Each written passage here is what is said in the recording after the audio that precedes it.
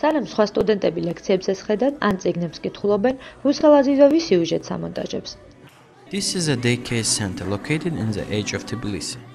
დღის ცენტრ იას, რომელიც გონებრივი განვითარების შეფერხების მქონე ბავშვებსა და მოზარდებს ემსახურება, არც სათანადო ოფისი აქვს და არც შესაბამისი ტრანსპორტი. დაბალი ანაზღაურებისა და რთული სამუშაოს მიუხედავად, აღმზრდელები თავდაუზეგავად შრომობენ. მეორე კურსის სტუდენტი აზერბაიჯანიდან უსალ აზიზოვი მეინსტრიმ მედიის მიერ უყურადღებოდ მიტოვებულ პრობლემას აშუქებს. I thought that it will be useful to work on these issues so that to raise public awareness of those problems because they're also part of our society and they don't want to be isolated from all of us. ეს პირველი შემთხვევა არ არის, როდესაც ჯიპა სტუდენტური მედიის ვებგვერდი News Cafe-ი სოციალურ საკითხებს უთმობს ადგილს. უკვე ერთი წელია, რაც სტუდენტები წერენ ეთნიკურ და რელიგიურ უმცირესობებზე, კულტურაზე, ეკომიგრაციასა თუ ახალგაზრდებისთვის საინტერესო სხვა თემებზე.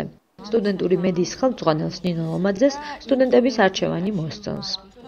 ამ თემებს არ ეთმობა დიდი ყურადღება მეინსტრიმ მედიაში და ძალიან მიხარია, რომ ეს თემები ჩვენ სტუდენტებს აინტერესებთ, იმიტომ რომ მგონია, რომ პირველ რიგში ესეთი თემებით დაინტერესება თვითონ სტუდენტების მხრიდან არის იმის საფუძველი, რომ გაჩნდეს მედიაში ალტერნატიული შინაარსი. News Cafe-ისთვის სტუდენტები ამზადებენ ახალ ამბებს, ვრცელ სტატიებს, ვიდეო სიუჟეტებს და ყოველკვირეულ გადაცემას კვირის ფოკუსი. Online media platforma მათ მიღებული ცოდნის პრაქტიკულად გამოცდის საშუალებას აძლევს. In Azerbaijan and other countries they focus mainly on theory, but here they prefer practice. You go to the spot, to the site, and you face the difficulties, and then you learn. Next time you don't repeat the same mistakes. So when we start our professional job work, those mistakes will be eliminated. სტუდენტები არა მხოლოდ მუშაობენ ჟურნალისტებად, არამედ ჯიპას ლექტორებისგან შებასებებსაც იღებენ. I love very much the angle of interviews. მალე რედაქტორები, პროდიუსერები და ჟურნალისტები სხვადასხვა მედია ორგანიზაციებიდან დაესწრებიან დილის შეხვედრებს და მათ ნამუშევრებს გააკრიტიკებენ. ნინო ლომაძის აზრით, ეს კარგი საშუალებაა სტუდენტებისთვის, რომ თავიანთი ნამუშევრები მომავალ დამსაქმებლებს წარუდგინონ. გვინდა რომ აი ამის საშუალება მივცეთ დამსაქმებლებსაც და სტუდენტებსაც, რომ გაიცნონ ერთმანეთი და ნახონ ვინ არიან მედიაში, ვინ მოდიან მედიაში. სტუდენტურმა მედიამ კურსდამთავრებულებს საზაფხულო სამუშაო შესთავაზა. ანა დავითაშვილი ერთ-ერთია იმ 11 სტუდენტს შორის, ვისი პირველი სამსახურიც News Cafe-ი გახდა.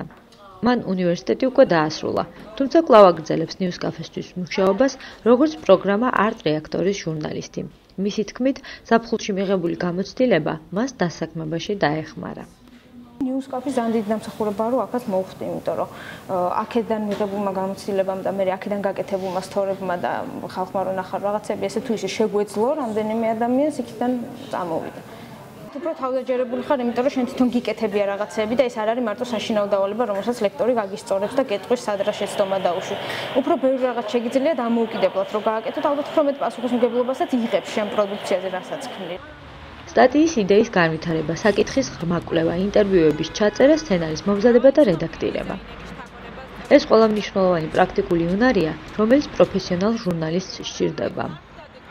ყველაზე მნიშვნელოვანი არის ალბათ ის, რომ ისწავლონ თხრობა და ისწავლონ კარგად ამბის გადმოცემა ვიდეოშიც და ტექსტშიც. ასევე ძალიან მნიშვნელოვანია თვითონ რესპონდენტებთან და გმირებთან მუშაობა ისწავლონ, როგორ შეიძლება რომ თქვათ გმირისგან მიიღონ ის, რაც ისტორიისთვის სჭირდებათ. News Cafe-ი არის ლაბორატორია ჯიპაში, სადაც სტუდენტებს საშუალება აქვთ გამოსცადონ და აღმოაჩინონ ამბის მოყოლის ახალი გზები, რაც მათ პროფესიულ საქმიანობაში დაეხმარებათ. ხოლო თბილისის ქუჩებში მომუშავე ქართველი, სომეხი და აზერბაიჯანელი სტუდენტების მეშვეობით, News Cafe-ის ვიზიტორებს უფრო მრავალფეროვანი ინფორმაცია იქნებათ საკუთარი გარემოს შესახებ.